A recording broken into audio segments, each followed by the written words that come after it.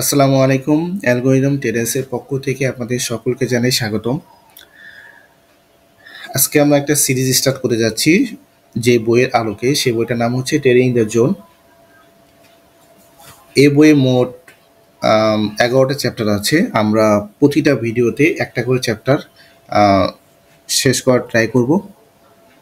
তবে আম, আমরা প্রতিটা ভিডিওতে আমরা বেশি ডিউরেশন রাখবো না, কারণ আমরা প্রতিটা চ্যাপ্টারকে একটা সামারি রিভিউ হিসেবে দিব।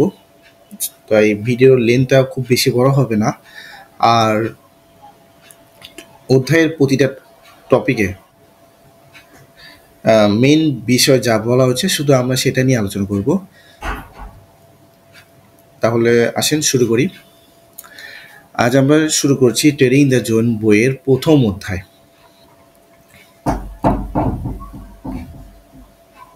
The road to success, fundamental, technical or mental analysis, যেখানে মার্ক ডাগলাস আমাদের নিয়ে যান এক অসাধারণ যাত্রায়, ফান্ডামেন্টাল থেকে টেকনিক্যাল আর সেখান থেকেই মেন্টাল অ্যানালাইসিসে।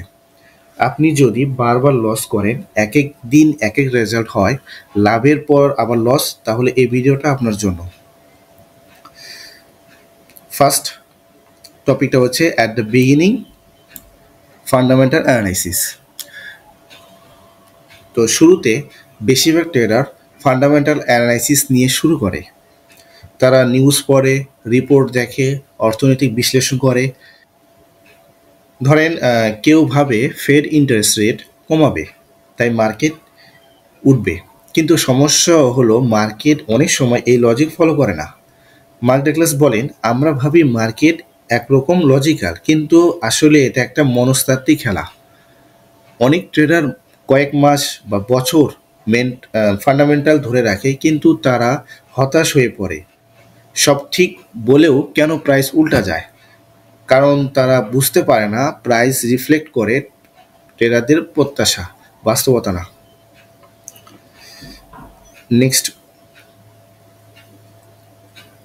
নেক্সট টপিক হচ্ছে the shift two technical analysis. তো এই টপিকে বলা হয়েছে যে তারপর তারা কি করে, তারা যায় টেকনিক্যাল অ্যানালাইসিসে।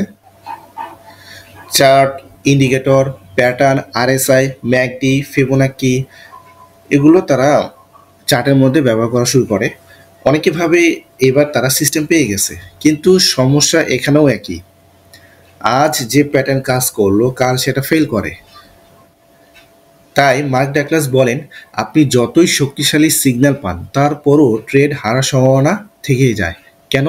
কারণ মার্কেট হচ্ছে সম্ভাবনার খেলা, নিশ্চিত কিছুর জায়গা না। এখানেই মানুষ ভুল করে। তারা ভাবে সঠিক অ্যানালাইসিস মানে সঠিক রেজাল্ট, কিন্তু বাস্তবে একটা ভালো ট্রেড মানে এটা নয় যে এটা লাভ দিবে, এটা মানে আপনি নিয়ম মেনে ট্রেড করেছেন।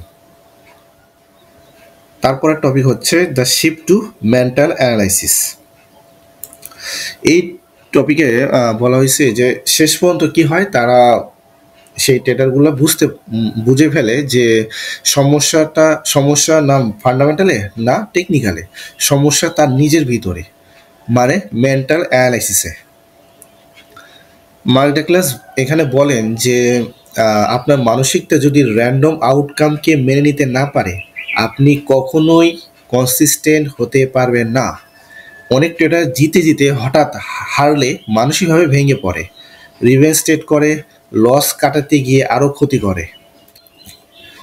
আপনি যদি অ্যাকসেপ্ট করতে পারেন যে একটা স্ট্র্যাটেজি কাজ করবে, প্রবাবিলিটিক্যালি না জেতার সম্ভাবনাও থাকবে, তাহলে আপনি নিজেকে সঠিকভাবে নিয়ন্ত্রণ করতে পারবেন। তখন আপনি ট্রেড করবেন প্রসেসের উপর ভিত্তি করে, রেজাল্টের উপর না। তাই মূল কথা হলো কনসিস্টেন্ট রেজাল্টের জন্য দরকার কনসিস্টেন্ট মাইন্ডসেট।